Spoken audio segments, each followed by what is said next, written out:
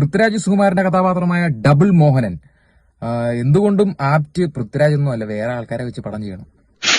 Hello guys, എല്ലാവർക്കും നമസ്കാരം.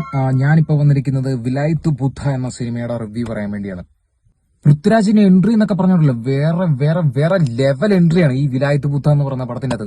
ഈ സിനിമ അങ്ങ് തുടങ്ങുമ്പോഴുള്ള ഒരു ബീജം ഉണ്ടല്ലോ, അത് കേട്ട് നമ്മൾ കോരി തെരിച്ചു പോകും. പിന്നെ ഒരു ജീപ്പിന്റെ ഒരു ചേസ് ഉണ്ട്, എന്റെ മോനെ പറയാതിരിക്കാൻ വയ്യ. അത് ഗ്രാഫിക്സ് ആണോ ഒറിജിനൽ ആണോ എന്ന് പോലും നമുക്കറിയാൻ പറ്റത്തില്ല. അമ്മാതിരി ഒരു കിടുക്കൻ ഒരു വിഷ്വലാണ് വിലായത്ത് ബുദ്ധ എന്ന സിനിമയിൽ. പക്ഷേ കഥാ വൈസ് ഒക്കെ നോക്കുകയാണെങ്കിൽ പടം അത്ര പോരാ. കുറച്ച് പുഷ്പയും പിന്നെ കുറച്ച് അയ്യപ്പനും കോശിയൊക്കെ വെച്ച് എടുത്ത് വെച്ചിരിക്കുന്ന ഒരു തട്ടിക്കൂട്ടിയ പടം എന്ന് മാത്രമേ പറയാൻ പറ്റുള്ളൂ. പിന്നെ പുഷ്പ എന്ന സിനിമയുടെ കുറച്ച് ക്യാരക്ടറൈസേഷൻ ഒക്കെ പിടിച്ചിട്ടുണ്ട്, അത് അത്രത്തോളം ഒന്നും ആയിട്ടില്ല. എന്നാലും പുഷ്പ പിടിച്ചത് കൊണ്ട് തന്നെ അവര് ആദ്യമേ തന്നെ ഒരു മുൻകൂർ ജാമ്യം എടുക്കുന്നുണ്ട്. പുഷ്പ അതൊക്കെ ഇന്റർനാഷണൽ ലെവൽ, അങ്ങനെ പറഞ്ഞൊരു ജാമ്യം എടുക്കുന്നുണ്ട്.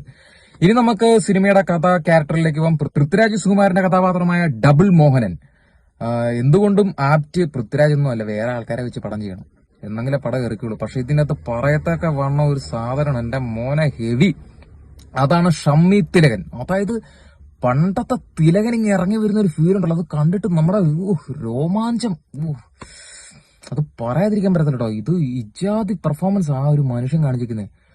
ഇവര് തമ്മിലൊരു കോംബോയെ ഒരു പക്ക സാധനം. പക്ഷെ പടത്തിന്റെ ക്യാരക്ടറൊക്കെ വെക്കണം, പക്ഷെ പൃഥ്വിരാജ് ഇതിനെ യോജിച്ച ഒരാളല്ല. കാരണം എന്തെന്ന് വെച്ച് കഴിഞ്ഞാൽ പൃഥ്വിരാജിന്റെ ഒരു ലുക്ക്, എനിക്ക് തോന്നുന്ന മേക്കപ്പ് ടീമിന്റെ ഒരു അപാകത തന്നെ ആയിരിക്കാം പൃഥ്വിരാജിനെ ശരിക്കും അങ്ങ് ഡബിൾ മോഹനാക്കാൻ പറ്റിയിട്ടില്ല. പിന്നെ ഒരു കാര്യം എടുത്ത് പറയേണ്ട, ഡയറക്ഷൻ ടീമുണ്ട്. ഭൂലോക തോൽവി എന്ന് വേണമെങ്കിൽ പറയാം. കാരണം ഈ ഒരു പടം എടുത്തിരിക്കുന്ന ഒരുപാട് ഷെഡ്യൂൾ ആയിട്ടാണ് പടം എടുത്തേക്കുന്നത്. ഇതിന്റെ അകത്ത് ഒന്നിലും ഒരു കണ്ടിന്യൂറ്റി ഇല്ല. ഒരു സീൻ്റെ അകത്ത് പൃഥ്വിരാജ് കുറച്ച് ഡാർക്ക്, കുറച്ച് മുടി, കുറച്ച് താടിയൊക്കെ ആണെങ്കിൽ മറ്റേ സീൻ്റെ അകത്ത് തികച്ചും വേറെ വ്യത്യസ്തമായൊരു വേഷം. അതെന്താണെന്ന് എനിക്കറിയാൻ പറ്റില്ല. അതൊന്നും ഉൾക്കൊള്ളാൻ പറ്റുന്ന കാര്യമല്ല.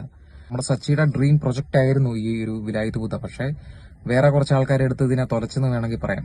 എനിക്കിഷ്ടപ്പെട്ടില്ല. കാരണം അത് പോരെങ്ങനെയല്ല പടം എടുത്ത് വെക്കേണ്ടത്. നിങ്ങൾ പുഷ്പയോ അല്ലെങ്കിൽ മറ്റുള്ള മലയാള പടങ്ങളൊക്കെ എടുത്ത് നോക്കും, അതിൻ്റെ അകത്ത് നല്ല വെടിപ്പായിട്ട് മറ്റുള്ള പടങ്ങൾ എടുത്തിട്ടുണ്ട്. ഇത് പക്ഷെ അത്ര പോരാ. ഡയറക്ടറൊക്കെ കുറച്ചും കൂടെ ശ്രദ്ധിക്കണം. കാരണം ഇത്രയും വലിയൊരു സൂപ്പർ സ്റ്റാറിനെ കിട്ടിയിട്ട് നിങ്ങൾക്ക് ആർക്കും ഉപയോഗിക്കാൻ പറ്റിയിട്ടില്ല. അതൊക്കെ ഒന്ന് ശ്രദ്ധിക്കണം. മസ്റ്റ് വാച്ചബിൾ എന്നൊന്നും പറയാൻ പറ്റത്തില്ല, ഒരു തവണ വാച്ച് ചെയ്യുക. ഇത് എന്താണ് സംഭവം എന്നറിയാൻ വേണ്ടി. എല്ലാവർക്കും അറിയുന്ന കാര്യം തന്നെ വിലായത്ത് ബുദ്ധ എന്നൊരു ബുക്കിലെ കഥയാണെന്ന്. ആ കഥ അത്രയങ്ങ് സെറ്റായിട്ടില്ലെന്ന് വേണമെങ്കിൽ പറയാം.